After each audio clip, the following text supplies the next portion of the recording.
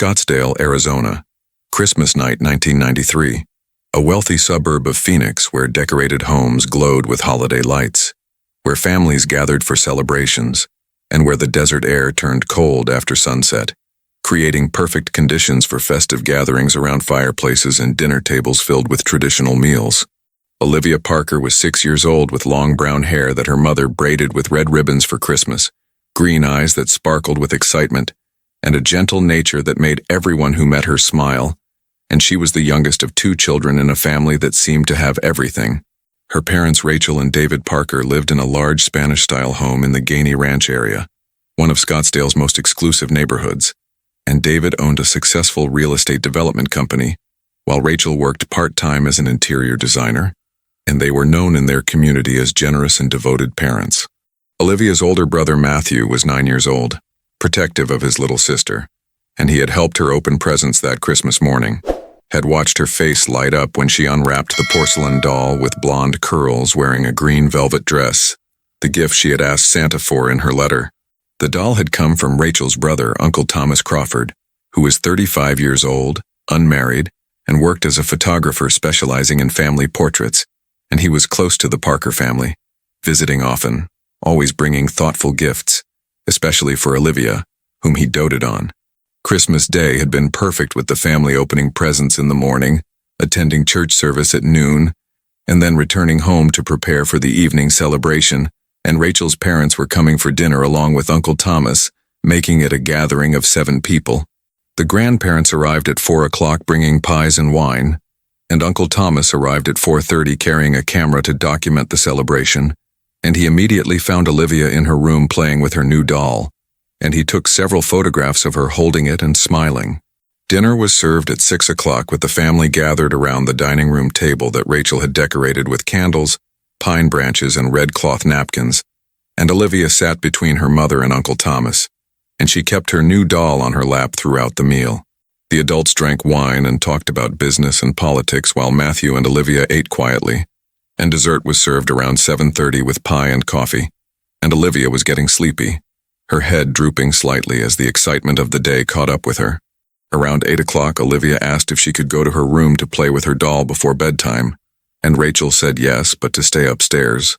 And Olivia took her doll and walked up the curved staircase to the 2nd floor where her bedroom was located at the end of the hallway. Matthew stayed downstairs with the adults watching a Christmas movie on television, and the grandparents were preparing to leave, gathering their coats and thanking Rachel for the wonderful meal, and Uncle Thomas was packing his camera equipment, and David was pouring himself another glass of wine. At 8:30, Rachel went upstairs to check on Olivia and help her get ready for bed, and when she entered Olivia's room, it was empty, the doll lying on the bed, but Olivia nowhere to be seen, and Rachel called her name thinking she was in the bathroom or Matthew's room. But Olivia was not in the bathroom, not in Matthew's room, not in the master bedroom, and Rachel's voice grew louder as she called for Olivia, and David heard the panic in her tone and ran upstairs, and together they searched every room on the 2nd floor, finding nothing. They rushed downstairs and searched the 1st floor, the kitchen, the living room, the den, the guest bathroom, checking closets and behind furniture, and the grandparents and Uncle Thomas joined the search, all of them calling Olivia's name, their voices echoing through the large house. David ran outside to check the backyard, the pool area, the guest house, and the front yard, and he looked up and down the street seeing only neighbors' homes decorated with lights, no sign of a small girl in pajamas, and he came back inside shouting that she was not outside. If this happened in your neighborhood, wouldn't you want to know how it was finally solved? Tell us in the comments what city or country you're watching from. It's incredible to see how far these stories travel, and if you'd like to follow more mysteries finally solved through DNA, consider subscribing to the DNA archives where every day we uncover another truth time tried to hide. Rachel called 911 at 8:45, reporting that her 6-year-old daughter was missing from their home, and within 10 minutes, Scottsdale police arrived, and officers began searching the house and property systematically while taking statements from everyone present. Detective Sarah Mendoza took lead on the case, and she was 42 years old with 18 years of experience, and she interviewed each family member separately, asking when Olivia was last seen, what she was wearing, if any doors or windows were open, if anyone had left the house during the evening. Everyone said Olivia had gone upstairs around 8 o'clock wearing red pajamas with white snowflakes, carrying her new doll, and no one had heard her come back downstairs, no doors had been opened, no one had left the house, and there was no explanation for how she could have vanished. Officers searched the house room by room looking for any sign of Olivia or evidence of how she might have left, and they found that all windows were locked from the inside, the front door had been locked, and the back door leading to the pool area was also locked. The only unlocked door was the one leading from the kitchen to the garage, and officers searched the 3-car garage, finding David's Mercedes, Rachel's Range Rover, and empty space where Uncle Thomas's truck had been parked, but Thomas said he had not moved his vehicle since arriving. Search dogs were brought in and given Olivia's clothing to establish her scent, and they tracked from her bedroom down the stairs to the kitchen, and then the trail ended at the garage door, suggesting Olivia had gone into the garage, but from there the scent disappeared. Detective Mendoza interviewed Uncle Thomas extensively because his truck had been parked in the garage and the scent trail ended there, and Thomas said he had not seen Olivia after dinner, had been in the living room with everyone else, and had no idea how she could have disappeared. He said he loved Olivia like his own daughter, that he would never harm her, and he volunteered to provide any information needed, including his whereabouts, his phone records, anything that would help find her, and he seemed genuinely distraught and cooperative. The grandparents were also interviewed and both said they had been in the living room the entire time after dinner, that they had not seen Olivia come downstairs, and they could not understand how she had vanished from a house full of people. Matthew was interviewed gently by a child specialist, and he said he had been watching the movie with the adults, that he had not seen his sister after she went upstairs, and he was crying and asking if Olivia was okay, if someone had taken her. The search expanded to the neighborhood with officers going door to door, asking if anyone had seen a little girl, if anyone had noticed suspicious vehicles or people, but it was Christmas night, and most families were inside their own homes celebrating, and no one had seen anything unusual. Media arrived quickly and the story dominated Phoenix news that night, and into the next morning. A 6-year-old girl vanishing from her own home on Christmas night while family members were present, and the case shocked the affluent Scottsdale community where such things were not supposed to happen. Rachel appeared on television pleading for Olivia's safe return, holding the porcelain doll that Olivia had been carrying, begging whoever had taken her daughter to bring her home, and the image of the grieving mother clutching the doll became iconic in Arizona missing children cases. Days turned into weeks with massive searches of the surrounding desert, with volunteers combing through washes and vacant lots, with helicopters using thermal imaging to search for any sign of Olivia, but nothing was found. No clothing, no evidence, no trace of the little girl who had vanished on Christmas. Detective Mendoza investigated every possibility, including family members, and Uncle Thomas was asked to take a polygraph test, and he agreed immediately, and the results showed no deception when he said he had not harmed Olivia and did not know where she was. David and Rachel also took polygraph tests and both passed, and Matthew was not tested because of his age, and investigators found no evidence of family involvement, no financial motive, no custody disputes, no reason for anyone in the family to harm Olivia. The case went cold by spring of 1994 with no leads, no suspects,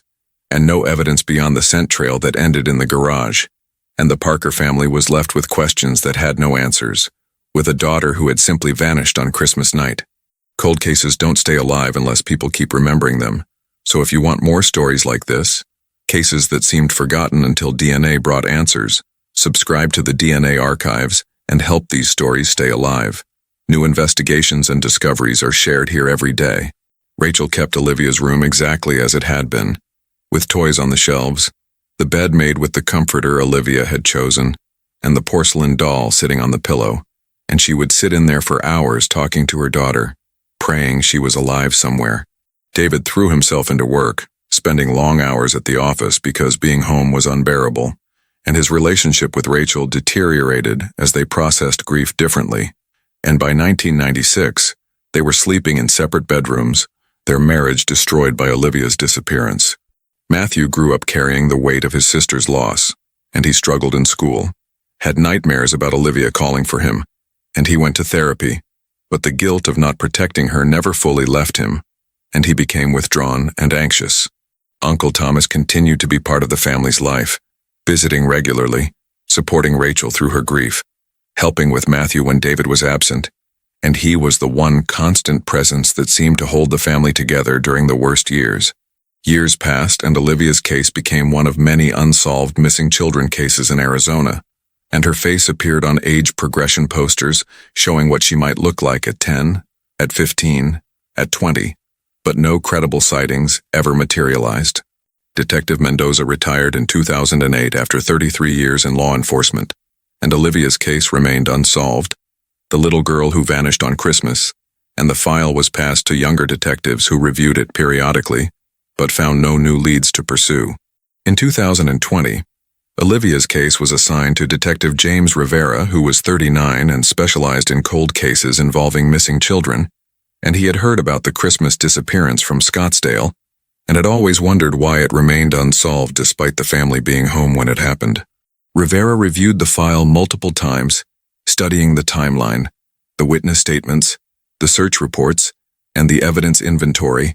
and he noticed that the porcelain doll Olivia had been carrying was listed as evidence but had been returned to Rachel Parker shortly after the investigation, when no forensic value was found. He decided to contact Rachel Parker to ask if she still had the doll, and if he could examine it using modern DNA technology that had not been available in 1993, and Rachel, who was now 62, said yes. She had kept everything of Olivia's, including the doll. Rivera drove to the Parker home in Scottsdale, and Rachel still lived in the same house, though she lived alone now. David had moved out in 2002, and they had divorced in 2005, and the house felt empty and frozen in time with Olivia's room unchanged. Rachel brought Rivera the porcelain doll, and it was exactly as it had appeared in the news footage from 1993. Blonde curls, green velvet dress, and porcelain face with painted features, and Rivera carefully placed it in an evidence bag and took it to the Arizona Department of Public Safety Crime Lab.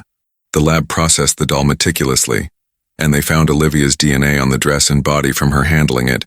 but they also found male DNA on the doll's neck and back, touch DNA from someone who had grabbed or held the doll, and the pattern suggested forceful handling. Rivera ran the unknown male DNA profile through CODIS hoping for a match, and after 3 weeks the system returned a result that made his blood run cold. The profile matched Thomas Crawford, Rachel's brother, Uncle Thomas, who had given Olivia the doll, and who had been at the house the night she disappeared. Thomas Crawford had been arrested in 2015 for stalking a woman in Tempe, and his DNA had been entered into the database as part of his booking, and now that same DNA was on Olivia's doll in a pattern that suggested he had grabbed it or held it during a struggle. Rivera began investigating Crawford's background more thoroughly than the original investigation had done, and he discovered that Crawford had moved to Flagstaff in 1995, 2 years after Olivia disappeared, and had lived there quietly working as a freelance photographer. In 2003, a parent at a school where Crawford was photographing a class play had complained about him taking too many close-up shots of children and asking them to pose alone, and while no charges were filed, the school had banned him from future events.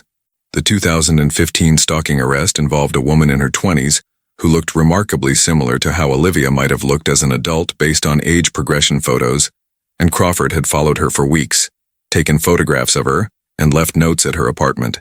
Rivera had enough for a warrant to bring Crawford in for questioning and to search his current residence in Flagstaff, and on a cold morning in November 2023, he and 4 other officers drove north to execute the warrant. Crawford was now 65 years old, gray-haired and thin, living in a small house on the outskirts of Flagstaff, and when Rivera knocked on the door, Crawford answered wearing a bathrobe and slippers, and his expression showed recognition and something that might have been resignation when Rivera identified himself. Rivera showed him the warrant and explained they needed to search the property and needed Crawford to come to Scottsdale for questioning about Olivia Parker, and Crawford's face went pale, and he asked if he needed a lawyer, and Rivera said that was his right, but they were searching the house regardless. Officers searched systematically through every room, and in Crawford's bedroom closet they found boxes of photographs, thousands of images organized by year, and many were of Olivia from when she was born through age 6, far more photographs than a normal uncle would take. The photographs showed Olivia at family gatherings, at birthday parties, playing in the Parker backyard, sleeping on the couch, in the bathtub as a toddler, and the collection was obsessive, documenting every moment of her life, and some images were taken from angles suggesting Crawford had been watching her without the family knowing. In the garage, they found a storage unit, and inside, wrapped in plastic, was clothing. Small girls' clothing from the 1990s, including red pajamas with white snowflakes, the exact pajamas Olivia had been wearing the night she disappeared, and Rivera felt his heart pound as he documented the evidence. 20 years later, one overlooked fragment changed everything, and that's what we explore here. The moment science meets persistence. So if you're new here, subscribe so you don't miss the next story where DNA finally tells the truth. A new case drops every day on the DNA archives. Rivera arrested Crawford immediately and transported him to the Scottsdale Police Department. And after reading him his rights, Crawford waived his right to an attorney, saying he had been waiting for this moment for 30 years, that carrying the secret had been destroying him, and he was ready to confess. Rivera activated the recording equipment and asked Crawford to explain what had happened to Olivia Parker on Christmas night, 1993, and Crawford sat silent for several minutes before beginning to speak, his voice barely above a whisper, his hands shaking on the table. He said he had been obsessed with Olivia since she was born, that he loved her in a way that was wrong and that he knew was wrong, but he could not control his feelings, and he had volunteered to babysit often, had given her gifts, had photographed her constantly. He said on Christmas night, after Olivia went upstairs to her room, he had excused himself, saying he needed to get something from his truck in the garage, and instead, he had gone upstairs quietly while everyone else was distracted in the living room watching the movie. He found Olivia in her bedroom playing with the doll, and he told her he wanted to take more photographs of her with the doll, and Olivia had trusted him because he was Uncle Thomas, and she followed him downstairs through the kitchen to the garage where his truck was parked.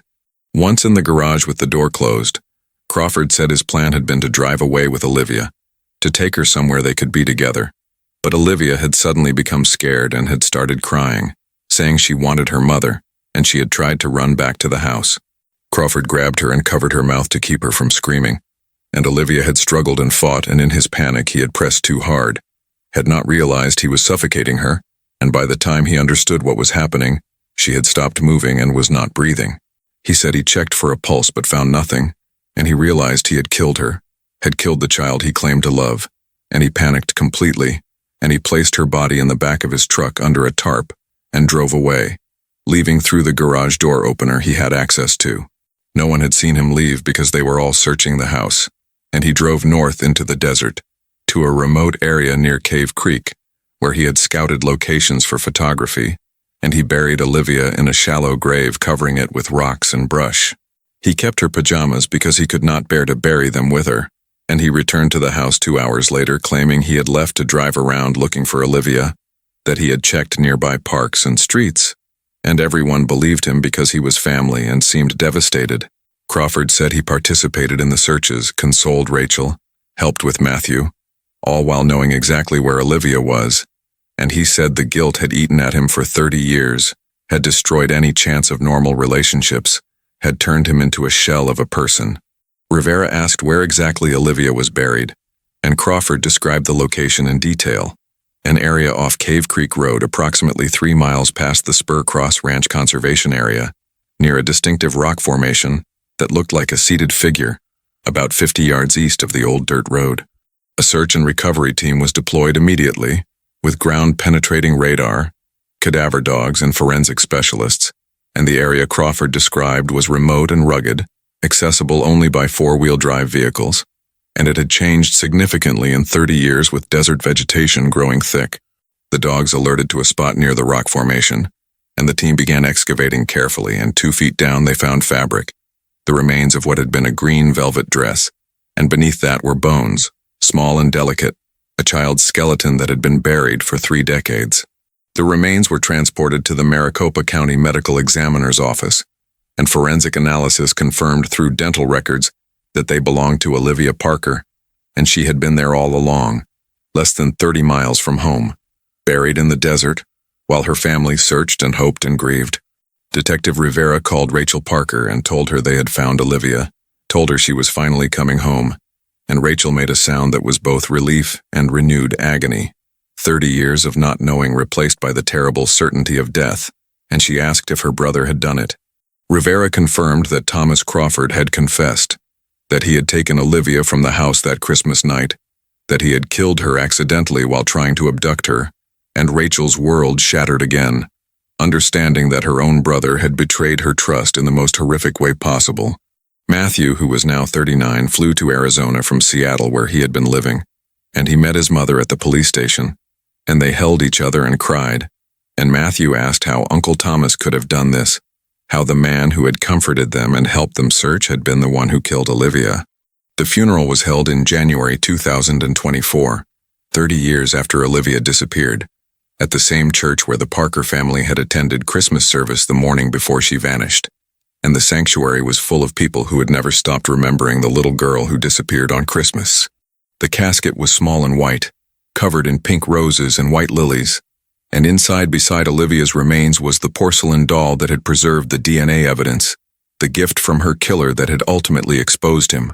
and Rachel placed her hand on the casket, whispering apologies for not protecting her daughter. Pastor Williams spoke about betrayal and evil hiding behind familiar faces, about the particular cruelty of family members who abuse trust,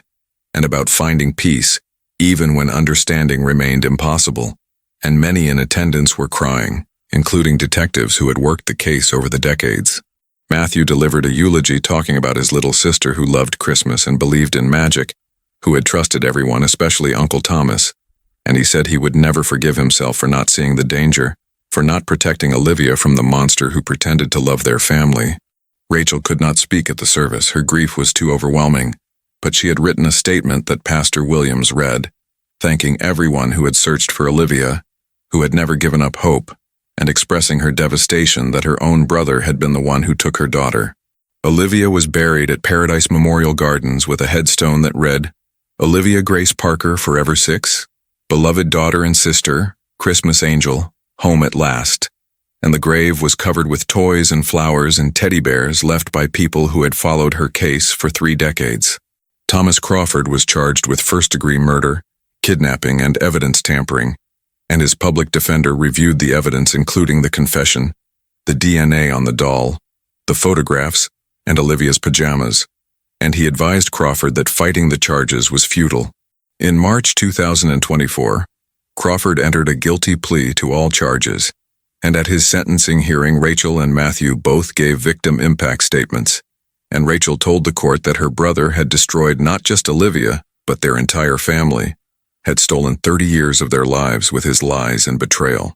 Matthew said Crawford had comforted them while knowing he was the killer, had helped search while knowing exactly where Olivia was, and that level of deception and cruelty deserved the maximum punishment, and he hoped Crawford would spend every remaining day of his life thinking about what he had done. Crawford was given an opportunity to speak, and he stood before the judge crying and said he was sorry, that he had loved Olivia, but his love was twisted and wrong, that he had never meant to kill her, but his actions had destroyed an innocent child and devastated his family, and nothing he said could make it right. The judge sentenced Crawford to life in prison without the possibility of parole, and as he was led away in handcuffs, he looked at Rachel one final time, and she stared back with an expression of pure hatred, and he was taken from the courtroom and disappeared from their lives into the prison system. The story reminds us that time doesn't erase truth, it only delays it. And if stories like this move you, if you want to see more forgotten cases finally solved through DNA and advancing technology, subscribe to the DNA Archives, where new stories are shared every day. It's free and it helps these stories reach more people who still believe in justice after decades of silence. Because families deserve answers, and evidence deserves to be heard, no matter how many years pass or how carefully secrets are hidden, even when those secrets are kept by people we trust most. Olivia Parker was 6 years old when she vanished on Christmas night from her own home. While family celebrated around her, she loved the porcelain doll her uncle gave her and carried it everywhere that final day. She had brown hair with red ribbons and green eyes full of trust, and though her future was stolen by someone who claimed to love her, her voice endured through the doll that captured his DNA. Not as a tragedy alone, but as a warning about predators who hide within families, as proof that even gifts from killers can preserve evidence for decades, as inspiration for retesting old evidence with new technology, and as a legacy reminding us that trust must be balanced with vigilance even with family members, because evil sometimes wears the most familiar faces. Her porcelain doll captured more than her uncle's DNA. It captured a moment of ultimate betrayal, And that doll waited 30 years until someone thought to test it. And in the end, the truth emerged as it always does. Patient and relentless,